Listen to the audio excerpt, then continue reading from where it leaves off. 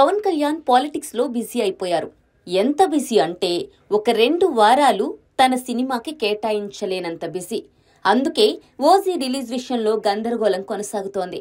ఈ సినిమా ఇదే ఏడాది రిలీజ్ అవుతుందా లేక వచ్చే ఏడాది రిలీజ్ అవుతుందా అన్నది ఇంకా సందేహంగానే ఉంది. జనవరిలో రిలీజ్ అవ్వాల్సిన హరిహర వీరమల్లు మార్చికి వాయిదా పడటం, ఇక అక్కడి నుంచి మే 9కి వాయిదా పడటం మనకు తెలిసిందే. ఇదంతా కేవలం పవన్ కళ్యాణ్ 4 రోజుల డేట్ల కోసం. Yes, Pawan Kalyan just 4 days dates ఇవ్వకపోవడం వల్ల ఇంత డ్రామా నడిచింది. అలాంటిది ఓజీ విషయంలో ఇంకెంత డ్రామా నడుస్తుందో ఆ వీరమల్లుకే ఎరుక. ఈ సినిమాకు ఇంకా పవన్ 14 రోజులు డేట్స్ ఇస్తే షూటింగ్ పూర్తవుతుంది. అంటే కరెక్ట్ గా 2 వారాలు, లేదంటే ముగించే పరిస్థితి కనిపించడం లేదు.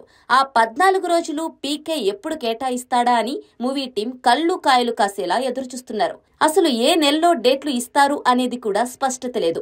దీంతో రిలీజ్ ఈ ఏడాది ఉంటుందా ఉండదా అన్న సందేహాలు కూడా వ్యక్తమవుతున్నాయి. అయితే ఈ సినిమాకి సంబంధించి ఇప్పటికే ఓటీటీ డీల్ క్లోజ్ అయింది. సదరు ఓటీటీ సంస్థ షెడ్యూల్ ప్రకారం ఓటీటీ రిలీజ్ డేట్ కూడా లాక్ చేసి పెట్టుకుంది. అంటే సినిమా సెప్టెంబర్ లోపు రిలీజ్ అయ్యేలా ఓటీటీ డేట్ లాక్ చేసుకుంది. ఈలోగా సినిమా రిలీజ్ అయితే ఎలాంటి ఇబ్బంది ఉండదు.